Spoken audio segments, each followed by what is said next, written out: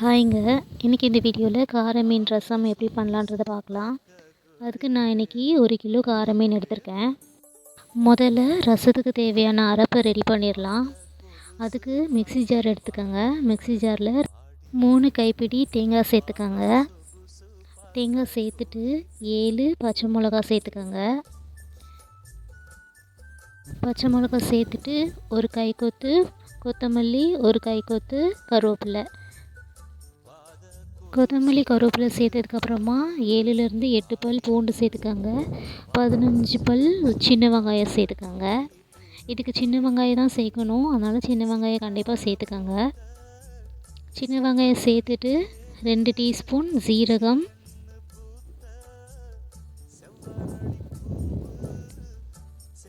2 teaspoon மிளகு,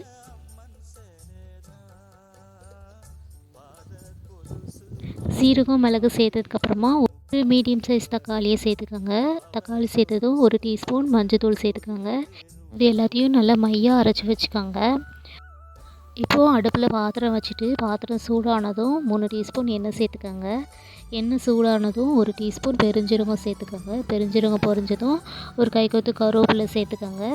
2 medium size தக்காளியை சின்னதாக வெட்டி அதையும் இதில் சேர்த்து நல்லா வதக்குங்க. தக்காளி நல்லா வதங்கி வரணும். சீக்கிரமாக வதங்குறதுக்காக 1 ஸ்பூன் உப்பு சேர்த்துக்கிறேன். உப்பு சேர்த்துக்கிட்டால் சீக்கிரமாக தக்காளி வதங்கிடும். தக்காளியுடைய தோல் நல்லா சாஃப்டாகிற வரைக்கும் நல்லா வதக்கி விடுங்க. தக்காளி நல்லா சாஃப்டாக வெந்ததும் நம்ம அரைச்சி வச்சுருக்கிற பேஸ்ட்டு இதில் சேர்த்துக்கோங்க. அரைச்சி வச்சுருக்கிற பேஸ்ட்டு நல்லா மசாலாவோடு கலக்கிற மாதிரி நல்லா வதக்கி விடுங்க. மசாலாவுடைய பச்சை வாசனை போகிற வரைக்கும் நல்லா வதக்கி விடுங்க.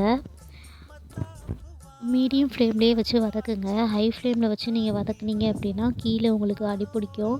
அதனால் மீடியம் ஃப்ளேம்லேயே ஒரு 2 நிமிஷம் வதக்குனீங்க அப்படின்னா மசாலாவில் இருக்கிற பச்சை வாசனை போயிடும். அவ்வளோதான். இப்போது ரசத்துக்கு தேவையான தண்ணி சேர்த்துடலாம். நான் இன்றைக்கி 1 கிலோ மீனுக்கு 3 கப் தண்ணி சேர்த்துருக்கேன். இந்த குழம்புக்கு எக்ஸ்ட்ரா தண்ணி வேணும்னு நீங்கள் நினச்சிங்கன்னா 1 கப் அடிஷ்னலாகவும் சேர்த்துக்கோங்க, நல்லா தான் இருக்கும். தண்ணி சேர்த்துட்டு 1 டீஸ்பூன் கல்லுப்பு சேர்த்துக்கோங்க. கல்லுப்பு சேர்த்துட்டு நல்லா கிளறி விடுங்க. நல்லா கிளறி விட்டதுக்கப்புறம் குழம்பு கொதிக்கிறதுக்கு ஒரு மூடி போட்டு மூடி வச்சுருங்க. ஒரு 2லேருந்து 3 நிமிஷத்துலேயே உங்களுக்கு நல்லா கொதித்து வந்துடும். ரொம்ப நல்லா கொதித்து வந்துடுச்சு. இப்போ நம்ம கழுவி வச்சுருக்கிற மீன் இதில் ஒன்று ஒன்றா சேர்த்துக்கலாம். கார மீன் எப்போவுமே சீக்கிரமாக வெந்துடும், அதனால் மொத்தமாக போடாதீங்க, அங்கங்கே போட்டுக்கோங்க. அப்போ தான் உங்களுக்கு உடையாமல் கிடைக்கும்.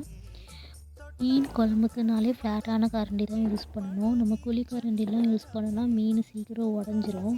அதனால் நல்லா ஃப்ளாட்டான கரண்டி வச்சு கிளறி விடுங்க. கார மீன் ஒரு கொதியிலே வெந்துடும். அதனால் மீன் போட்டதும் ஒரு கொதி வந்தோடனே நீங்கள் கேஸ் ஆஃப் பண்ணிடுங்க. அவ்வளோதான், ரெடி.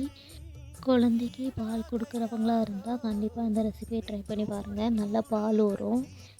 இந்த ரெசிபி உங்களுக்கு பிடிச்சிருந்துச்சுன்னா லைக் பண்ணுங்கள், ஷேர் பண்ணுங்கள், கமெண்ட் பண்ணுங்கள். நம்ம சேனலுக்கு ஒரு சப்ஸ்கிரைப் பண்ணிடுங்க. தேங்க்யூ.